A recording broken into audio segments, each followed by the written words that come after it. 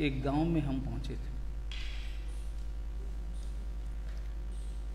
शाम को पहुंचे थे और दूसरे दिन वहीं पर रुकना था।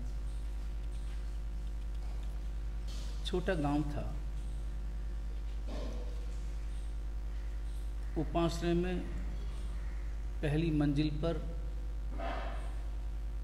बने हॉल में रुकना हुआ था। दूसरे दिन सुबह ही सुबह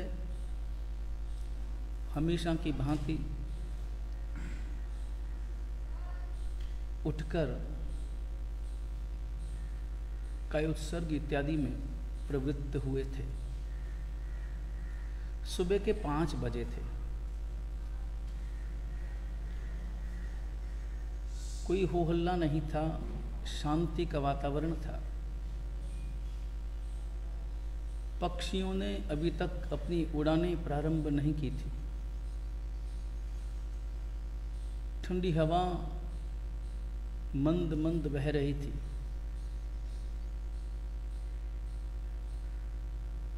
वैशाख महीना था। सुबह की ठंडी हवा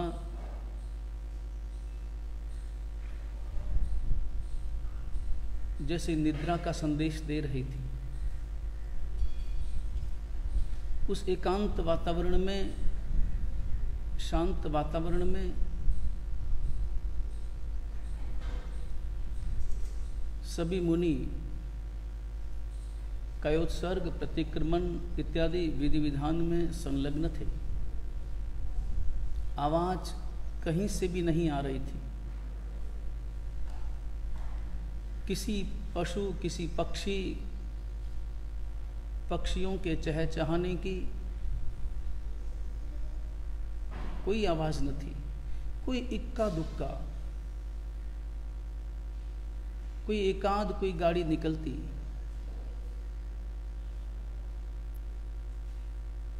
और कुछ पलों के लिए नीरव शांति को जैसे भंग करती थी।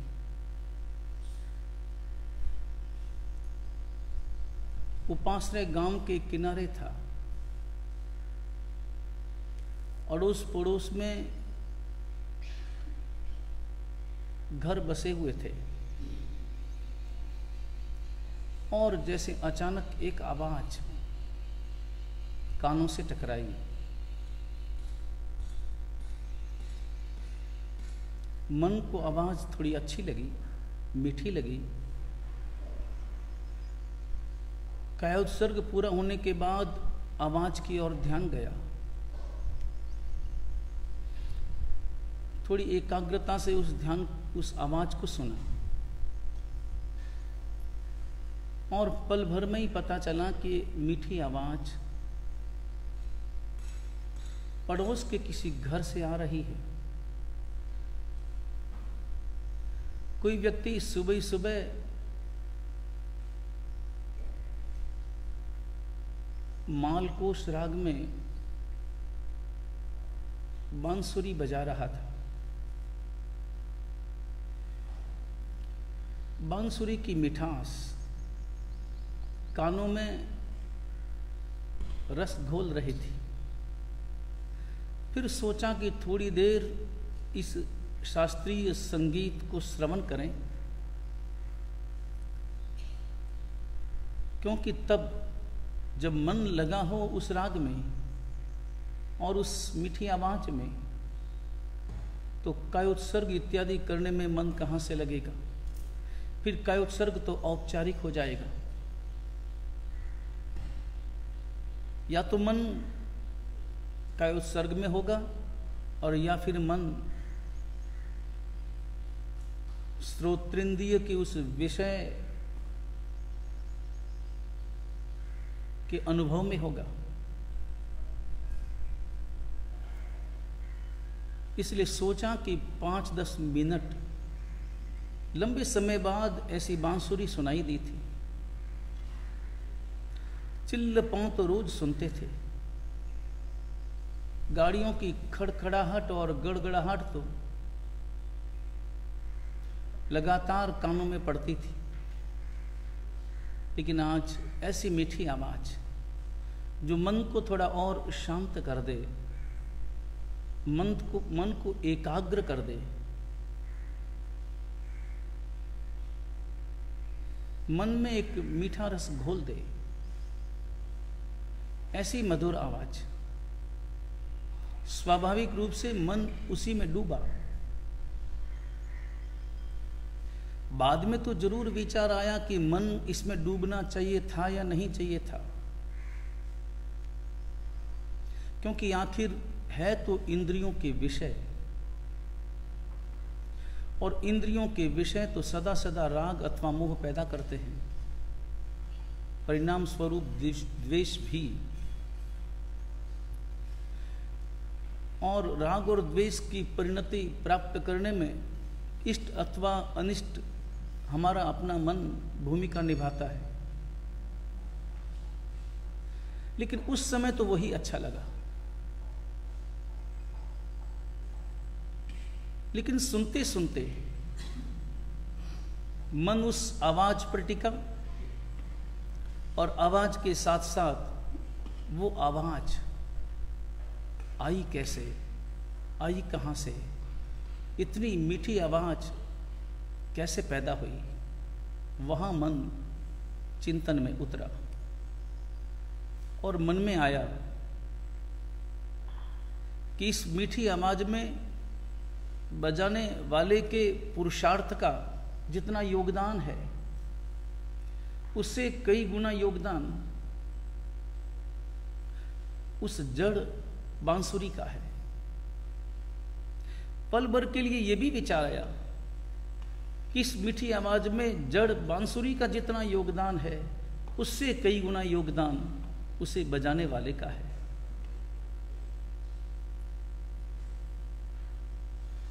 विरोधाभासी चिंतन।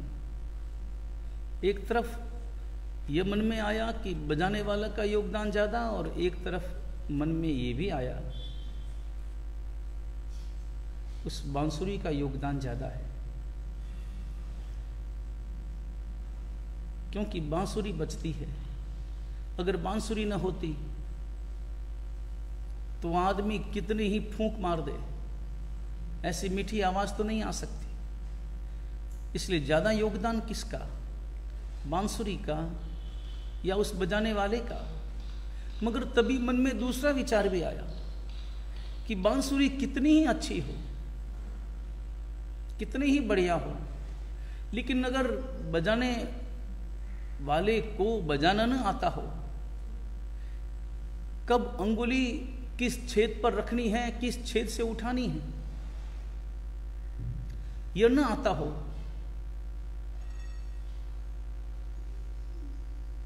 एक अनाड़ी व्यक्ति यदि उस बांसुरी का प्रयोग करेगा तो बांसुरी में से कोई ऐसी दिव्य ध्वनि नहीं निकल सकती जो मन को प्रसन्न कर दे। अनाड़ी के द्वारा बजाई गई बांसुरी के प्रति नफरत पैदा कर सकती है। तो ज्यादा योगदान किसका, बांसुरी का कि बांसुरी बजाने वाले का? और तब समझना चाहिए कि योगदान तो अपने आप में दोनों का है, लेकिन इसमें उपादान निमित्त समझा जा सकता है। बांसुरी उपादान है, बजाने वाला निमित्त है। बांसुरी अगर व्यवस्थित न बनी हो, उपादान में अगर शक्ति न हो, सामर्थ्य न हो, तो निमित्त उसे प्रकट कैसे कर पाएगा? लेकिन केवल उपादान से काम नहीं चल सकता, निमित्त तो चाहिए। निमित्त के बिना, निमित्त की अपनी महिमा है। भले हमारी आत्मा में केवल ज्ञान छिपा पड़ा है, हमारा अपना उपादान है, लेकिन प्रकट करने के लिए परमात्मा रूप निमित्त चाहिए, परमात्मा की वाणी रूप निमित्त चाहिए, चरित्र की आराधना रूप निमित्त चाहिए। इस उपादान निमित्त को अच्छी तरह से समझ लें तो अहंकार समाप्त होगा निमित्त का भी, और अहंकार समाप्त होगा उपादान का भी। न तो उपादान को अहंकार करना चाहिए, न निमित्त को अहंकार करना चाहिए, क्योंकि निमित्त भी उपयोगी तभी बनता है जब उपादान में उस प्रकार की शक्ति क्षमता हो, और उपादान की शक्ति क्षमता भी प्रकट तभी होती है जब उसे तत्प्रकार का प्रबल निमित्त मिले।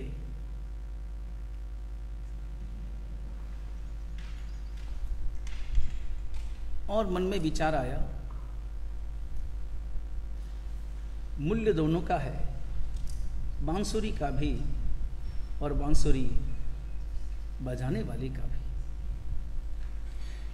और तब मन बांसुरी पर थोड़ी देर के लिए टिका। बांसुरी कितना मीठा बोलती है, क्यों बोलती है मीठा, कारण क्या है, बांसुरी की अपनी क्या विशेषताएं हैं, विशिष्टताएं हैं। और तभी मन बांसुरी की विशिष्टता पर अटका, बांसुरी के गुण मन में उतरने लगे, और बांसुरी के उन गुणों को अपने भीतर उतारने के लिए मन लालायित होने लगा। बांसुरी के साथ खुद के जीवन की तुलना होने लगी, और तब मन में आया, बांसुरी कितना प्रेम प्राप्त करती है, बांसुरी कितनी श्रद्धा का विषय बन जाती है। लोग उसे अपने हाथों में उठाए घूमते हैं, और लोग प्रेम से अपने होठों से लगाते हैं। वो बांसुरी जो वासुदेव श्री कृष्ण के होठों की शोभा बनी, और कोई वाद्य यंत्र उनके हाथों में न रहा, और कोई 24 घंटे का उनका सहयोगी नहीं बना। सुबह हो कि शाम, शहर हो कि जंगल, दिन हो कि रात, धूप हो कि छांव, हर समय वासुदेव श्री कृष्ण के साथ में बांसुरी रही। बांसुरी से प्रेम कितना कि बाकी सब, यहां तक कि राधा भी उस बांसुरी से ईर्ष्या करती कि कितना अच्छा होता कि मैं बांसुरी हो जाती, हर समय आपके हाथों में रहती। ये प्रेम भरे शब्द थे, और उस ईर्ष्या भरे शब्दों में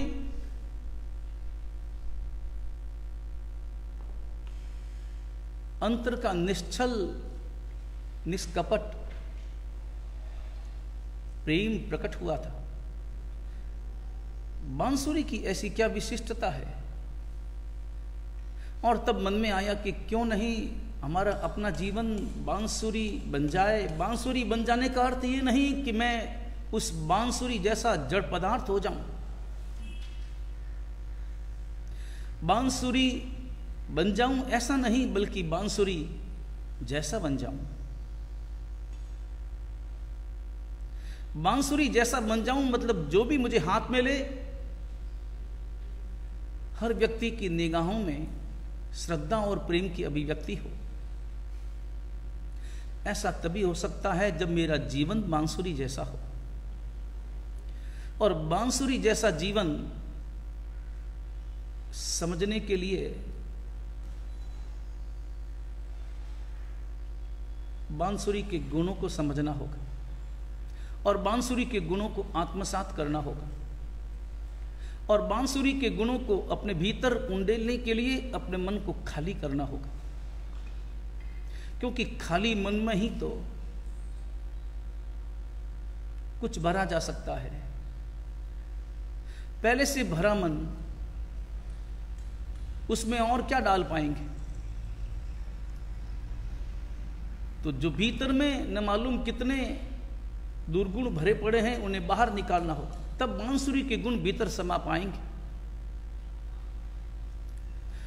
लेकिन मुश्किल यह है कि मैं सोचता तो बहुत हूं, लेकिन प्रेरणा नहीं ले पाता। बांसुरी तो प्रेरणा देती है। कौन व्यक्ति ऐसा होगा जो बांसुरी की मीठी आवाज सुनकर अपने मन में आह्लादित अनुभव न करता हो, और जो बांसुरी की आवाज को सुनकर अपने हृदय में रोष का अनुभव करता हो।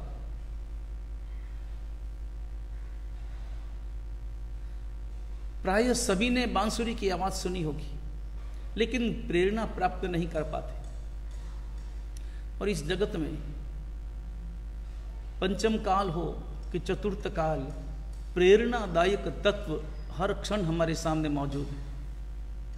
और कभी कभी तो लगता है कि चौथे आरे की अपेक्षा भी पांचवें आरे में प्रेरणा योग्य तत्व ज्यादा हमारे सामने है। प्रेरणा योग्य तत्व का अर्थ होता है जो तुम्हारे मन को वैराग्य से भर दे, यथार्थता से परिचित करवा दे। ऐसी घटनाएं, ऐसे तत्व, ऐसे दृश्य कदम कदम पर हमारे सामने उपस्थित होते हैं। सुबह सुबह उगने वाला यह सूरज,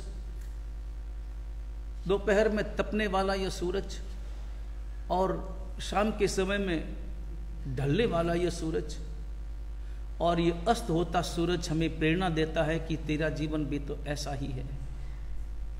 अभी तुमने जन्म लिया है, यौवन प्राप्त करोगे, तपोगे, लेकिन तब अहंकार न करना, क्योंकि कुछ ही पलों के बाद में तुम ढल जाओगे। किसी बगीचे में खिला हुआ फूल जो पहले कली बनी, फिर खिला, मुस्कुराया, सुगंध चारों ओर बिखेरी, वो अपने हृदय में अहंकार न करे, क्योंकि शाम के समय में उस फूल की दशा नीचे गिरने के लिए उपस्थित होगी। नीचे गिरा हुआ एक फूल और पौधे पर लगा हुआ एक फूल, पौधे पर लगे हुए फूल ने नीचे गिरे हुए फूल को देखा तो मुस्कुराया, अपनी अकड़ प्रस्तुत की, गर्दन तान ली और उस फूल से कहा, तेरी तो यही नियति है।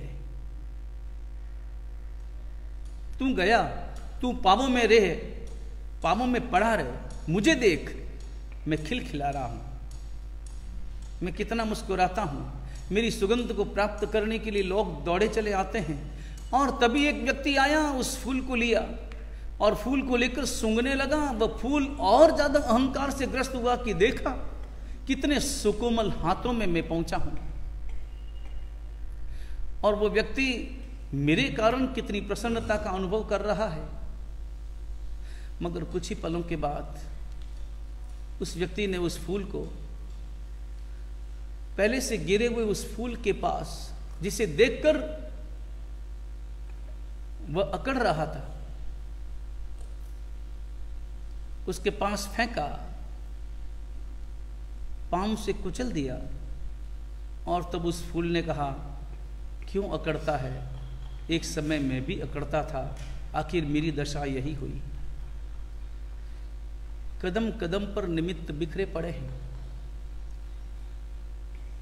क्यों व्यर्थ में मैं थोड़ा सा, हल्का सा हवा का झोंका प्राप्त करके अपने हृदय में इतराता हूं? क्यों मैं थोड़ा सा पल भर का ऐन्द्रिक सुख प्राप्त करके अपने मन को अहंकार से ग्रस्त करता हूं? बदल नहीं पाता। उन निमित्तों को देख करके भी मैं बदल नहीं पाता। मैं कपड़े बदलता हूं,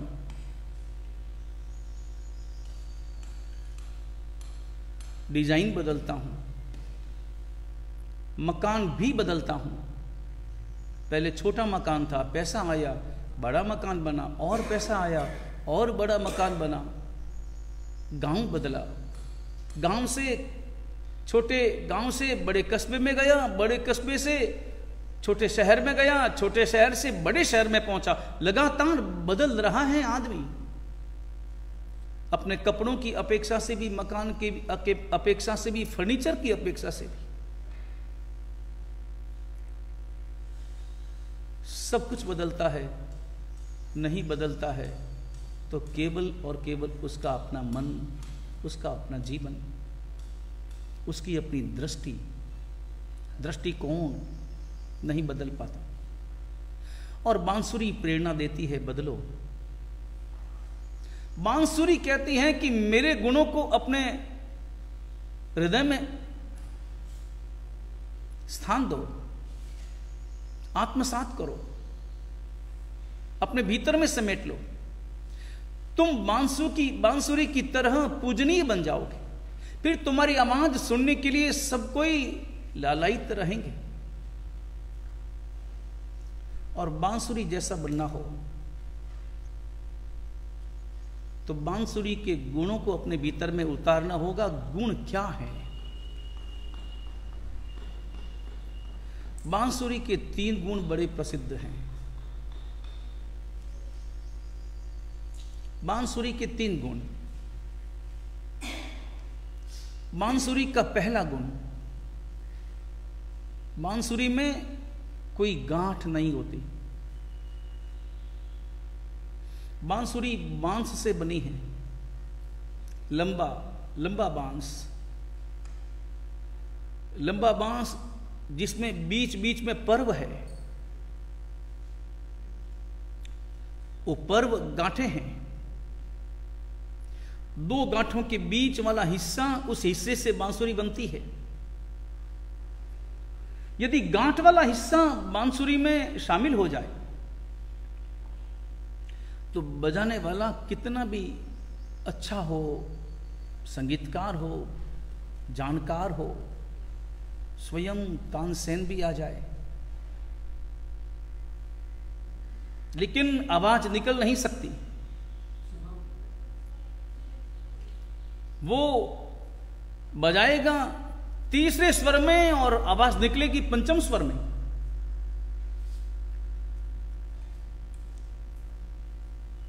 वो बजाएगा सारे गम और बांसुरी बजाएगी पधनीसा, क्योंकि बांसुरी में गांठ है। और जहां गांठ हो, ग्रंथि हो, वहां माधुर्य नहीं हो सकता।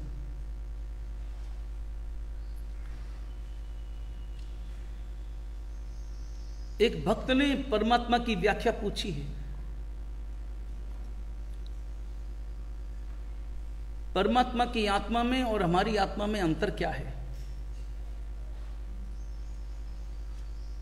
और संत ने उसे समझाया है कि अंतर सामान्य है, ज्यादा नहीं है। एक रुमाल, 2 रुमाल एक जैसे, एक ही साइज के, एक ही कंपनी के, एक ही आकार के 2 रुमाल। उन 2 रुमालों में क्या अंतर है? कोई अंतर है? उनके मूल्य में कोई अंतर है? उनके वजन में कोई अंतर है? उनके मुलायमपन में कोई अंतर है? उनमें जितने धागे लगे हैं उन धागों की संख्या में कोई अंतर है? कोई अंतर नहीं। दोनों रुमाल एक समान। अंतर इतना है कि एक रुमाल सीधा साधा बिना गांठ का ऐसा ही, और दूसरे रुमाल में गांठ पर गांठ, गांठ पर गांठ लगी है। एक रुमाल में एक भी गांठ नहीं और दूसरे रुमाल में 10 गांठें लग गई। दोनों में क्या अंतर है? अंतर केवल गांठ का है। मूल्य में कोई अंतर आया? उन दोनों रुमालों के वजन में कोई अंतर आया? आकार प्रकार में कोई अंतर आया? सेम वही, लेकिन अंतर केवल गांठ का है। परमात्मा बिना गांठ के रुमाल जैसे हैं, हम सभी गांठ वाले रुमाल जैसे हैं। इस गांठ को अच्छी तरह से समझना है और गांठ को अच्छी तरह से समझकर इस गांठ को खोलने का प्रयास करना है। बांसुरी के इन गुणों की व्याख्या हम कल के प्रवचन में सुनेंगे। आचारांग का जो तीसरा उद्देश्य है, पहले उद्देश्य में आत्मबोध, आत्म जागरण, स्वयं के परिचय से संबंधित सूत्र परमात्मा ने फरमाए। दूसरे उद्देश्य में पृथ्वी काय की जैना की बात की और उदाहरण देते हुए परमात्मा ने बोध प्रदान किया कि पृथ्वी काय की संपूर्ण रूप से जैना करने का भाव हमारे अंतर में होना चाहिए। और इसके लिए आगम का एक शब्द है आय तुले पयासु। आय तुले पयासु यानी आत्मतुला। आत्मतुला का परमात्मा का सिद्धांत ये हमारे रोम रोम में बस जाना चाहिए। ये वाक्य आय तुले पयासु, आय तुले पयासु, ये वाक्य अगर हमारे रोम रोम में जम गया, मंत्र बन जाए, हर पल हर क्षण जैसे नमो हरिहंताणम चलता है, जैसे हमारे अंतर में कोई ओम रीम का मंत्र चलता है, ऐसा ही ये मंत्र हर क्रिया करते समय, देखते समय, बोलते समय, चलते समय, फिरते समय आय तुले पयासु ये मंत्र बन जाना चाहिए। आय तुले पयासु का अर्थ होता है आत्मतुला का सिद्धांत। आत्मतुला, सब जीवों को आत्मा के समान समझो, आत्मा के तुल्य समझो, स्वयं के तुल्य समझो। जब मैं अपने तुल्य समझने का भाव अपने अंतर में रखता हूं तो वही मैं हूं जो वो है। इसका फलित यह है, जो वो है वो मैं हूं। वो नहीं, मैं नहीं, बल्कि वो ही मैं हूं, मैं ही वो हूं, ये भाव। और ये भाव जब हमारे अंतर में विकसित होता है तो जैना होती है, तो करुणा प्रकट होती है, तो पीड़ा प्रकट होती है। तब चलते समय भी पीड़ा का अनुभव, करुणा का अनुभव, कल्पना करते ही हमारे हृदय में दर्द का अनुभव शुरू हो जाता है कि चलते समय कहीं कोई जीव, पृथ्वी का है, अप का है, तेऊ का है, वायु का है, वनस्पति का है, त्रस का है, कोई जीव मेरे पांवों के नीचे ना आ जाए। तब जब मैं पृथ्वी काय का चिंतन करूंगा तो मन में आएगा कि मैं व्यर्थ में ज्यादा भ्रमण न करूं। जब मैं अपकायिक जीवों के प्रति आत्मतुला का सिद्धांत लागू करूंगा तो मेरे अंतर में यह भाव आएगा कि अहो,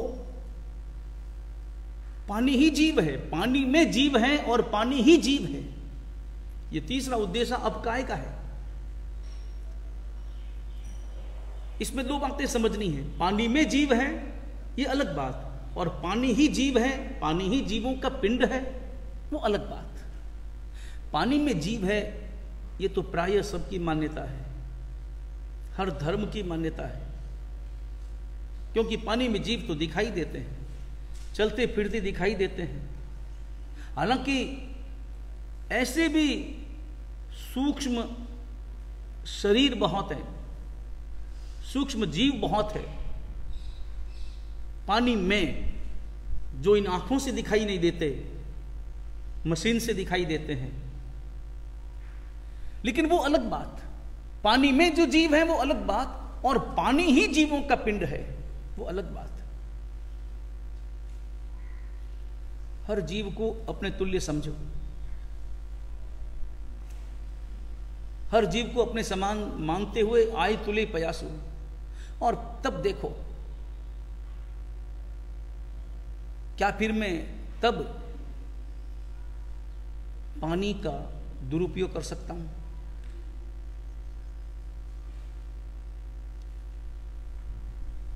बल्कि हमेशा आप कभी अनुभव करना, इस दुनिया में ऐसा कोई व्यक्ति नहीं होगा जो व्यक्ति कहीं किराए का मकान लेना चाहता हो और मकान ठीक है, मुझे रहना है 4-6 महीने यहाँ पर रहना है, तो ये किराए का मकान चाहिए, किराया बोलो, और सामने वाला व्यक्ति कहता हो कि किराया 1000 रुपये लगेगा, तो सामने वाला क्या करेगा? सामने वाला क्या कहेगा? 800 लो, 900 लो, या वो ये कहेगा कि 1500 लो? क्या कहेगा?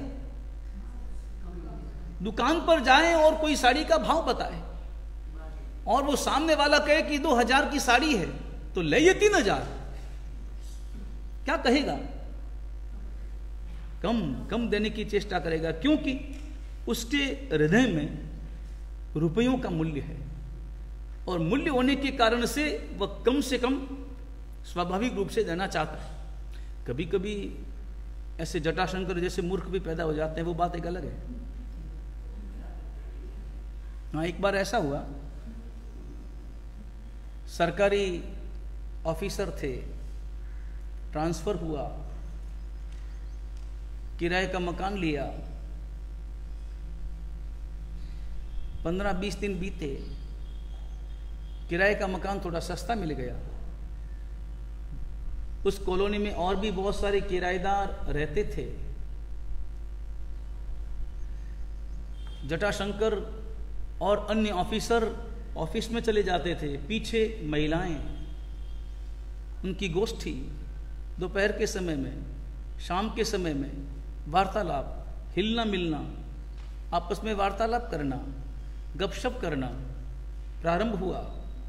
2 दिन बीते, 4 दिन बीते, और आपस में वार्तालाप थोड़ा घनिष्ठता में बदला। तो पूछा, ज़्यादा परिचय अभी तक हुआ न था, एक दूसरे के मकान में अभी आना जाना ज़्यादा हुआ न था, तो पूछा तुम किस मकान में रहते हो, तुम किस मकान में रहते हो, कौन सी गली में है, कितनी दूर है। आपस में चर्चाएं होने लगी, इधर कौन रहता है, इधर कौन रहता है। तो वहां पर एक बड़े अफसर की पत्नी थी, मकान तो बिल्कुल एक जैसे थे सारे, मगर उसने कहा कि मैं बहुत शानदार मकान में रहती हूं, मेरे मकान का किराया मालूम है 1 महीने का 6000 रुपया है। आपस में इसी विषय पर चर्चा चल पड़ी, और तब पता चला कि किसी का 5000, किसी का 5500। जटाशंकर की बीबी को पता था कि मुझे जो मकान मिला है उसका किराया केवल 2500 रुपया है। मकान सब एक सरीके। उसको भी पूछा, तुम कितने रुपए के किराए वाले मकान में रहते हो? रुपयों से मकान की तुलना। तब उसने कहा, मन थोड़ा उदास हुआ, क्योंकि सब 6,000 बोल रहे थे, कोई 5,000, 5,000 से कम तो कोई नहीं, और मुझे 2,500। तो इसका मतलब क्या हुआ कि बड़ा ऐसा सिर्फ 2,500 वाले मकान में संकोच का अनुभव हुआ, बल्कि आंखों से आंसू भी निकल पड़े। उन महिलाओं को थोड़ा रोना जल्दी आता था। दुखी होकर घर आई, उतरा हुआ चेहरा देखकर पति ने पूछा कि क्या हुआ? बोले, मेरी बात मानो। क्या? इस मकान का किराया बढ़वाओ, मकान का किराया बढ़वाओ। मेरी नाक कट गई।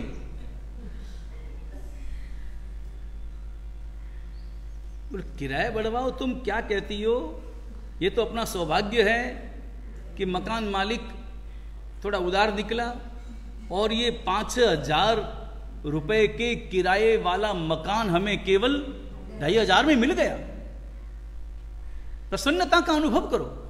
उसने कहा नहीं, अरे मकान चेंज करना है? बोले नहीं, मकान अच्छा है, मकान व्यवस्थित है, अनुकूल है, जितने कमरे चाहिए उससे ज्यादा है, सारी सुविधाएं हैं, कोई समस्या नहीं, तो फिर किराया क्यों बढ़वाना? बोले नहीं, बढ़ाना ही पड़ेगा। बोले बढ़वाना है, मतलब 2,500 का 3,000 है, 2,500 का 2,000 करने के लिए तो सब कहते हैं, मगर वो पता नहीं कहां की रहने वाली थी।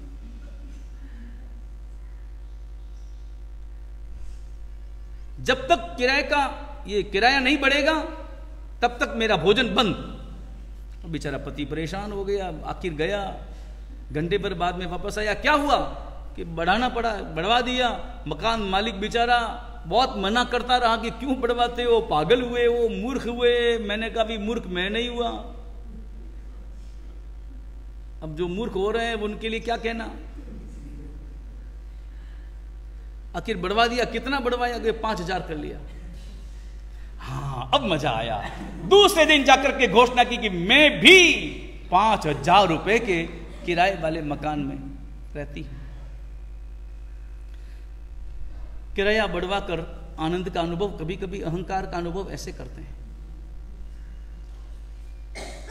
रुपयों का मूल्य जो समझता है वो हमेशा कम से कम अर्पण करना चाहता है,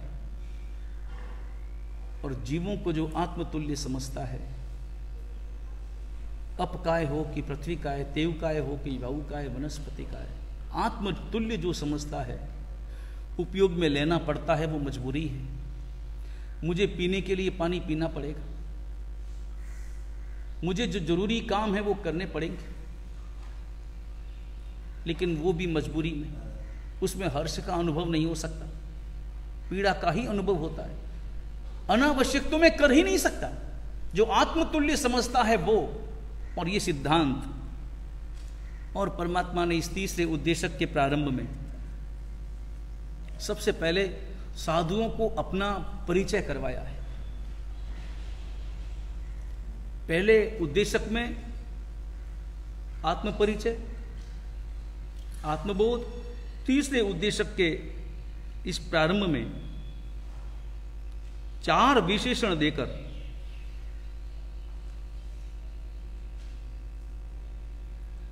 विशेषण देकर उस मुनि को सावधान किया है।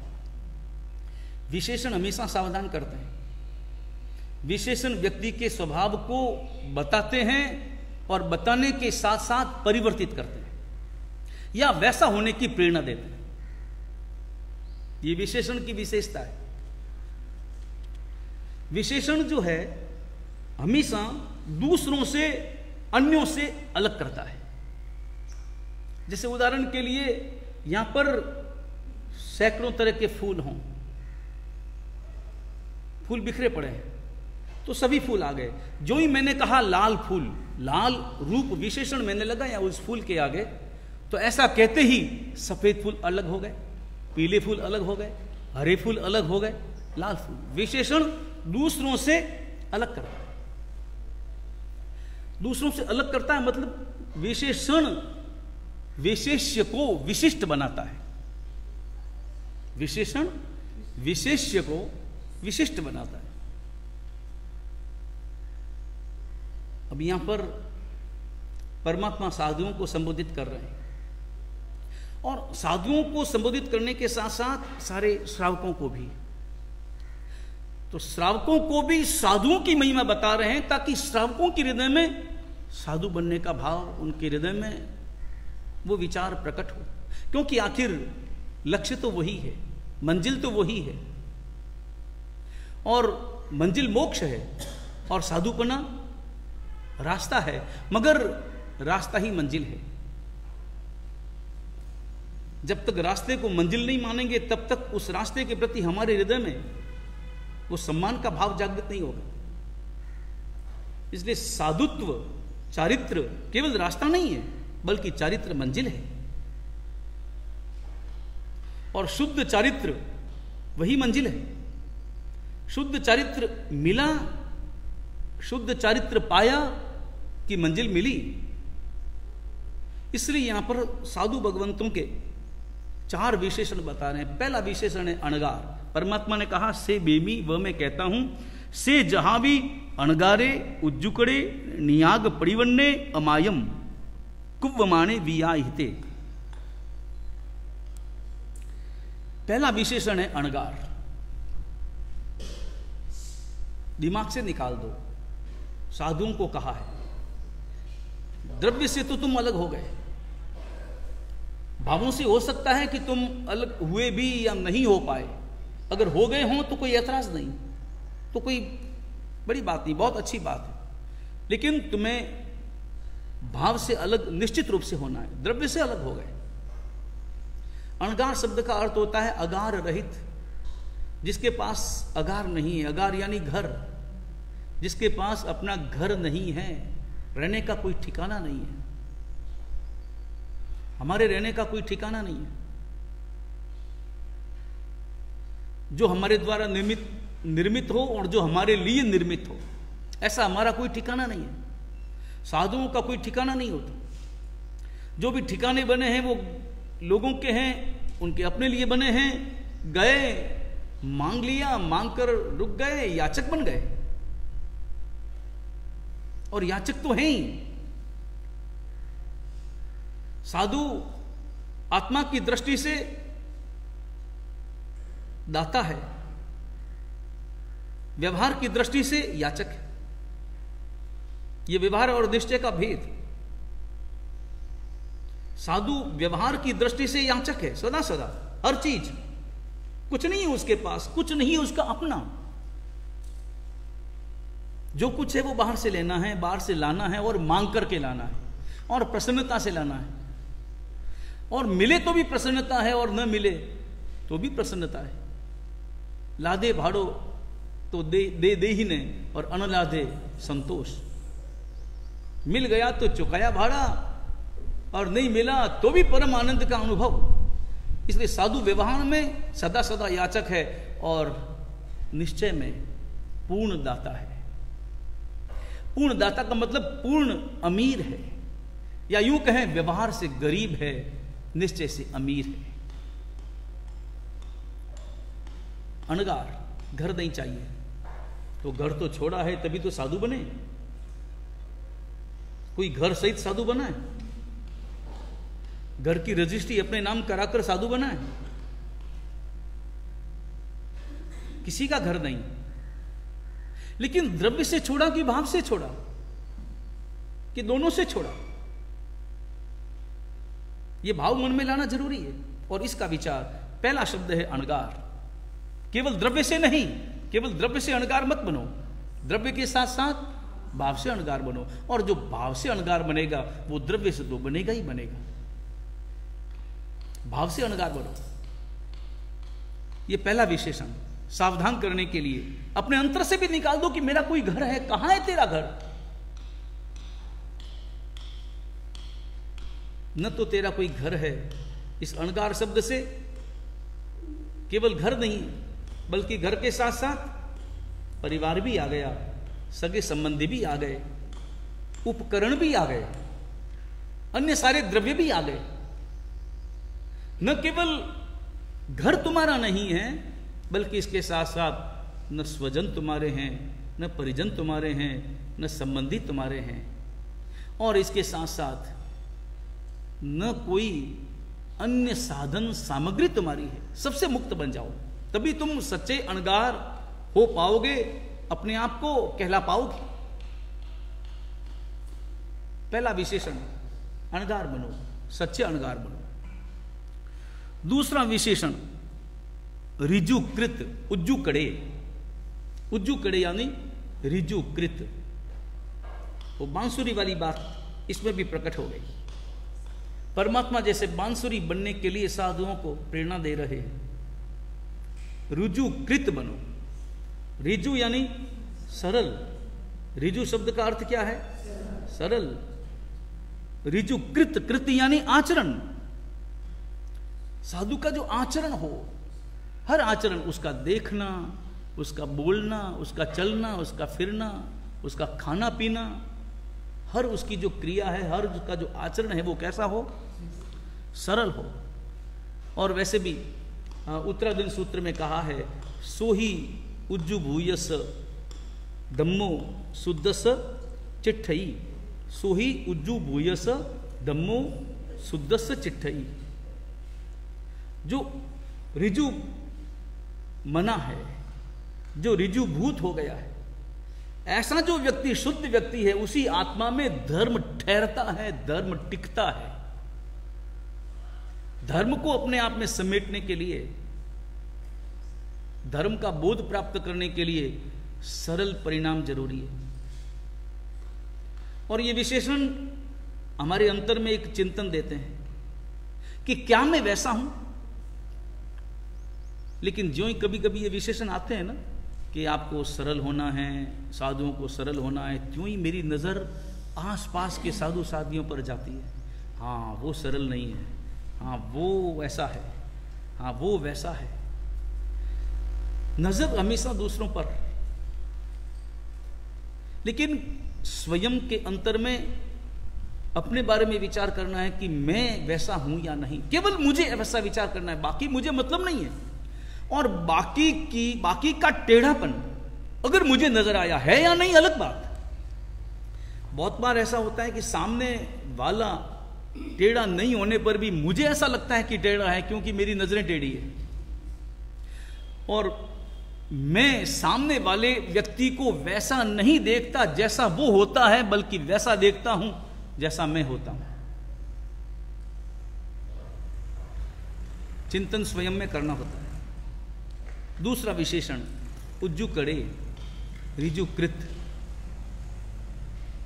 मैं सरल कितना हूं, मेरा व्यवहार, मेरा आचरण, मेरा अपनों के साथ आचरण, मेरा अपने स्वजनों के साथ, स्वजन या जो भी मेरे साथ हैं, मेरे साधर्मिक हैं, जो मेरे साथ रहते हैं, उन सब के साथ, किसी व्यक्ति के साथ, और मेरा आचरण मेरे आधार पर या मेरा आचरण सामने वाले व्यक्ति के आचरण के आधार पर। मेरी जो भाषा निर्मित होती है, मैं जो बोलता हूं वो मैं जैसा हूं वैसा बोलता हूं, या सामने वाला जैसा बोलता है वैसा बोलता हूं। मेरी भाषा का मतलब उत्तर तो वही मैं दूंगा जो सामने वाले ने कहा है, उस आधार पर दूंगा। मगर मेरी भाषा का जो घनत्व है, मेरी भाषा की जो मिठास है, या मेरी भाषा की जो रचना है, वह रचना मेरे व्यक्तित्व के अनुरूप होगी या सामने वाले व्यक्तित्व के अनुरूप होगी? किसके अनुरूप होगी, या किसके अनुरूप होनी चाहिए? मेरे स्वयं के अनुरूप ही तो होनी चाहिए ना। मेरा व्यक्तित्व ही तो हर जगह प्रकट होना चाहिए। एक फूल सामने गोरा व्यक्ति होगा तो भी सुगंध देगा, सामने काला व्यक्ति होगा तो भी सुगंध देगा। एक फूल जहां जाएगा वहां सुगंध ही देगा। वह जाएगा बगीचे में, सुगंध देगा। वह जाएगा किसी उकरड़े में, तो फूल तो अपनी सुगंध ही देगा। फूल कभी भी परिस्थिति के वातावरण को अपने भीतर आत्मसात नहीं करता। जीवन ऐसा हो हमारा,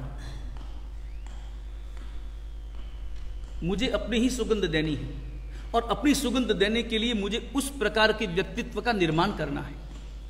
दूसरा विशेषण जो ऋजुकृत हो, उज्जु कड़े। तीसरा बड़ा महत्वपूर्ण विशेषण परमात्मा ने फरमाया और साधुओं को उनके मंजिल की याद दिलाई। नियाग पड़िवन्ने, नियाग पड़िवन्ने।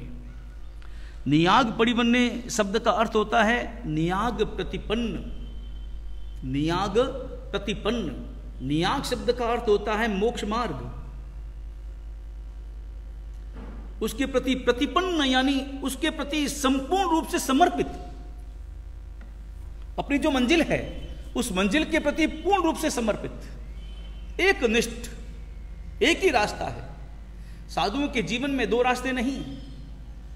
साधुओं के जीवन में कोई वैकल्पिक मार्ग नहीं है कि मुझे इस रास्ते जाना है, कि मुझे इस रास्ते जाना है, कि मुझे इस रास्ते जाना है। यह निर्णय तो हो चुका, चौराहे को तुमने पार कर लिया, अब तो केवल एक ही रास्ता है और एक ही रास्ते पर तुम्हें चलना है। गृहस्थ जीवन में चौराया है। गृहस्थ जीवन में निर्णय करना होता है कि मुझे इस रास्ते पर जाना, कि मुझे इस रास्ते पर जाना, मुझे नरक वाले रास्ते पर जाना, कि मुझे त्रियंच वाले रास्ते पर जाना, कि मुझे मोक्ष वाले रास्ते पर जाना। निर्णय करना बाकी है।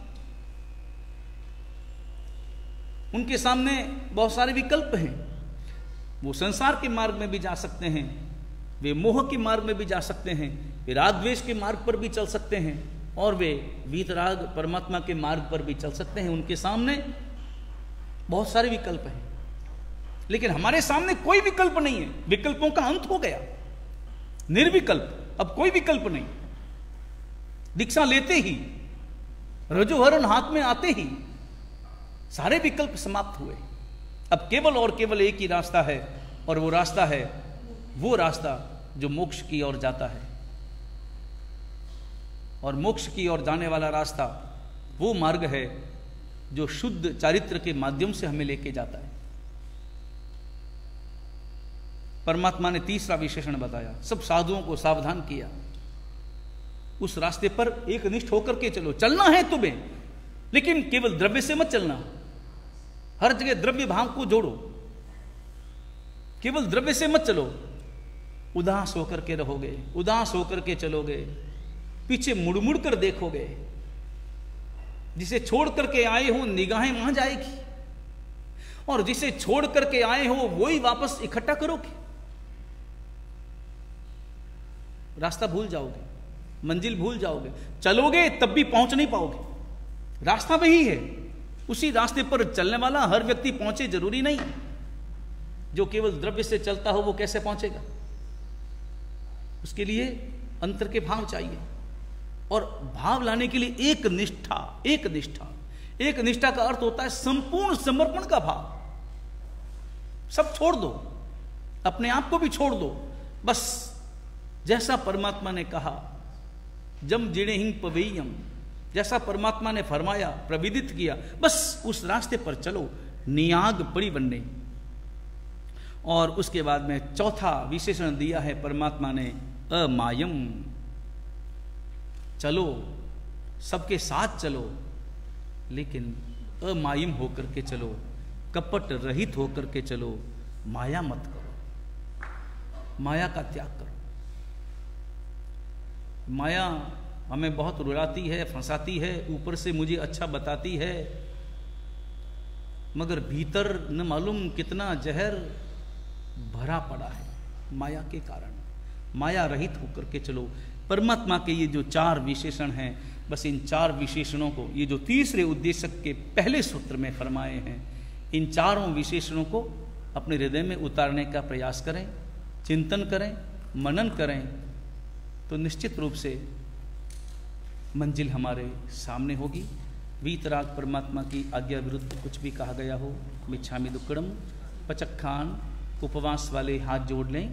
सूर्य उगे अबड़तम बच खाई तिविम प्यारम असनम खाई में सनम तनो ससागण पाइठामणिया गणम मतरगणम सब समाई वत्यागण पनार पोरसी साठ पोरसी अपजगण धर्म ससन पथन कालेनम दिशा मैनम साउविनम सब समाई वत्यागण वो श्री आयम्बिल निवि एकासना बियासना उगै सुदमकारसी पोरसी साठ पोरसी अमुर्सी बचगाई के सुचम प्यारम असनम पानम खाई सनम तनो ससागण पथन कालेनम दिशा मैनम साउविनम सब समाई वत्यागणम आयम्बिलम निविगयम पचक्खाय नतरागुणम ससागरण वाले वीणम की तो संचि ठानु कित विगण बड़ुच मगण पाठियाने गण मूत्रगण सब समय पर विकासनम बियासनम पुचकैति प्यारम असनम खाइम सनतन ससन सागरगण उंट जन गुरु बुडन पाठियाने गण मूत्रगण सब समाई वत्यागरण बसेरे। सर्व मंगल मांगल्यम सर्व कल्याण कारण प्रदानम सर्वधर्माणां जैनम जयति शासनम।